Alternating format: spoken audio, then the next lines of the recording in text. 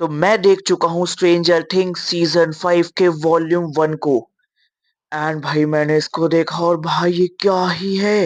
मतलब पहला एपिसोड है भाई 73 मिनट, फिर उसके बाद दूसरा भी 1 घंटे का, तीसरा 1 घंटे का और चौथा है आई गेस 1.5 घंटे का। मतलब तुम इसको कह सकते हो तुम साढ़े 4-5 घंटे में तुम इसको खत्म कर दोगे, बिंज वॉच मार दो। जिन्होंने स्ट्रेंजर थिंग का अभी तक एक भी सीजन नहीं देखा भाई, सीजन 1 के एपिसोड 1 से देखना, वरना आगे कुछ भी समझ नहीं आएगा। ये कंटिन्यूटी वाला शो है। मैंने इसको अभी 3 साल पहले 2 साल पहले मैंने इसको पूरा कंप्लीट किया था। उससे पहले मैंने कभी इसको देखा भी नहीं था। और जिन्होंने सिर्फ अपने भाई स्टार्टिंग के 4 सीजन देखे तो भाई क्यों रुके हो, जाके देखो भाई। It's a crazy shit. मतलब क्या देख लिया मैंने। एंड जब मैंने इसको देख के खत्म किया आई रियलाइज्ड ये कोई मूवी नहीं है, ये अपनी एक वेब सीरीज की वो आईपी है जो टॉप लेवल की है। ये पता है 26 को आया था एंड भाई मेरे सुनने में तो 26 को अपने नेटफ्लिक्स क्लैश कर गया था। इतना गंदा क्रैश किया था कि भाई कोई हद ही नहीं थी। मैं उस दिन मुझे शादी में जाना था, कुछ ज्यादा इंपॉर्टेंट है, तो भाई मैंने 27 को देखा था। और ये वीडियो तुमको या तो 28 या 29 मॉर्निंग में देखने को मिल जाएगी, क्योंकि मुझे अभी फिर से बाहर जाना है कुछ काम से। मैंने एक्चुअली मेरे घर की शिफ्टिंग हुई है, तो मैं उसके काम में भाई मैं बहुत ज्यादा उलझा हुआ हूँ। तो देखो, अगर मैं तुम्हें सीजन 5 के वॉल्यूम 1 के बारे में बताऊं तो मैं इसको स्पॉइल नहीं करना चाहूंगा, मैं कोई स्पॉइलर नहीं देना चाहता।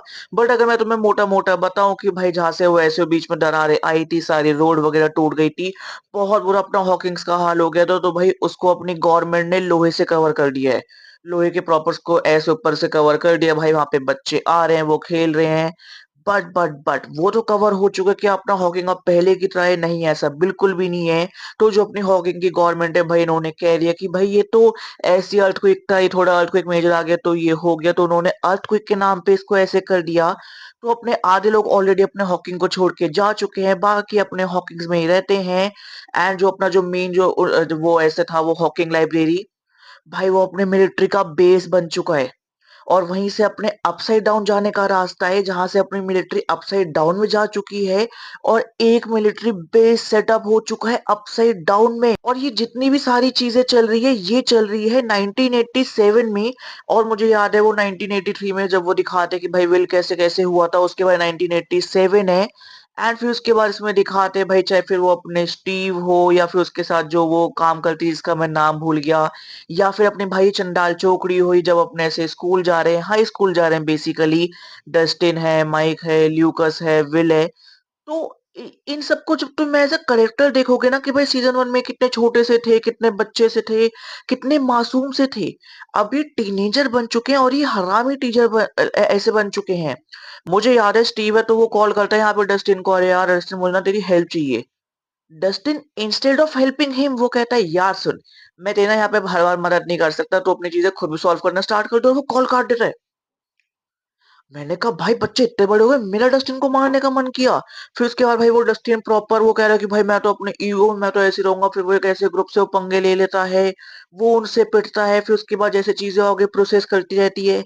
इधर दिखाते हैं अपने विल की माँ, अपने हॉप्स, ये अपने दोनों ट्रेनिंग करवा रहे हैं 11 की, उसको ऐसे एक बहुत अंडरग्राउंड सिस्टम में रखा हुआ है। वहां पे 11 अपनी प्रॉपर ऐसे हार्डकोर ट्रेनिंग पे चल रही है।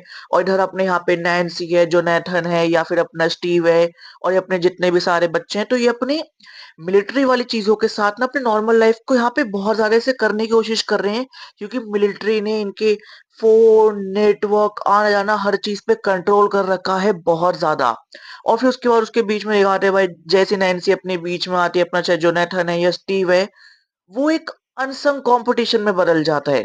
चाहे फिर वो अपने ऐसे टावर पे ऊपर जाना हो, दोनों कुत्ते की तरह जा रहे हैं, दोनों कुत्ते की तरह पिटने वाले हैं।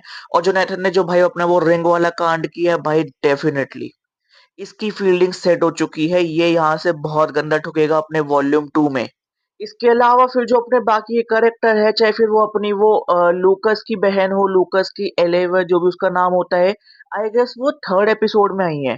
थर्ड एपिसोड के भी अपने मिड निकलने के बाद भाई उसकी लैंग्वेज और स्लैंग अपने हिंदी वाले में जेन्युइन ओपी टॉप नॉच। फिर इसके बाद माइक की मदर के साथ जो हुआ वो नहीं मैंने सोचा था। आई थॉट कि भाई ये बड़ा ऐसे स्मूथ चलेगा, वॉल्यूम 2 में खून खराबा होने वाला है। पर भाई जो अपना इसका एपिसोड 4 है, जब अपना वैकना आता है, वो वहाँ के जो अपनी मिलिट्री है, वो ऑफिसर्स है, एक-एक करके सबको गाड़ रहा है एंड एक ऑफिसर तो ऐसे हमें कैमरे पे दिख रहा है उसकी आँखें और मुँह, उसने उसकी आँख और मुँह के अंदर गाड़ के पूरा ऐसे निकाल के फाड़ दिया। प्रॉपर इरिटेड खून खराबा इसे कहते हैं कि भाई इस लेवल का कंटेंट यार के इन लोगों ने एंड वो जितनी भी चीजें दिखा रहे हैं वो इतनी हेवी एडिटिंग हेवी वीएफएक्स वो इतना स्मूथ वर्क कर रखा है कि भाई तुम कह नहीं सकते कि ये एक वेब सीरीज का काम हो रहा है। ये अपने कोई हॉलीवुड की मूवी नहीं है, बॉलीवुड की टॉप नॉच मूवी नहीं है, it's a fucking dam series. Tough जो अपने यहाँ पे डफर ब्रदर्स है उन्होंने 4 साल क्यों लगा दिए भाई, दैट मेक सेंस। फिर इसके बाद ये अपनी चंडाल चौकड़ी का एक डीमो गॉर्गन की फील्डिंग सेट करना, उसको जबरदस्ती घर पे बुलाना ताकि उसके अंदर वो ट्रैकर फिट कर सके। वो लूकस उस पे मार रहा है, निक उसको माइक उसको हथौड़े से मार रहा है एंड फिर उसके बाद भाई यहाँ पे नैन्सी वो ऐसे अपने वो गन से वो डार्ट मार रही है। ओ भाई क्रेजी लेवल शिट। और जो वो एंड का जो भाई जो विल का ट्रांसफॉर्मेशन हुआ है, मैं पागल हो गया था भाई। मैं विल पे मैं जेन्युइन चीखा था, मैंने कहा ओके, शुक्र है भाई मैंने अपने इंस्टाग्राम को यूज नहीं किया था। भाई मैं तुम्हें बताऊं, जब तक मैंने स्ट्रेंजर थिंग का अपना वॉल्यूम 1 नहीं देख लिया ना, मैंने इंस्टाग्राम यूज नहीं किया। मुझे पता था ये स्पॉइल हो चुका होगा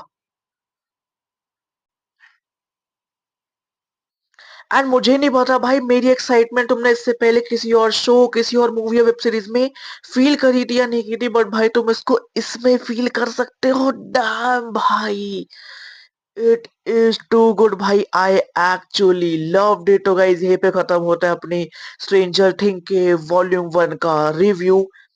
जेन्युइन देखो बहुत ज्यादा अच्छा है। बाकी गाइज जल्द मिलते हैं और हाँ मैं हो सकता है इसकी एंडिंग और पोस्ट क्रेडिट मतलब इसके वॉल्यूम 2 में क्या दिखाने वाले हैं, क्या मेरे पर्सनल एजम्पशंस है जो कि मेरे हैं।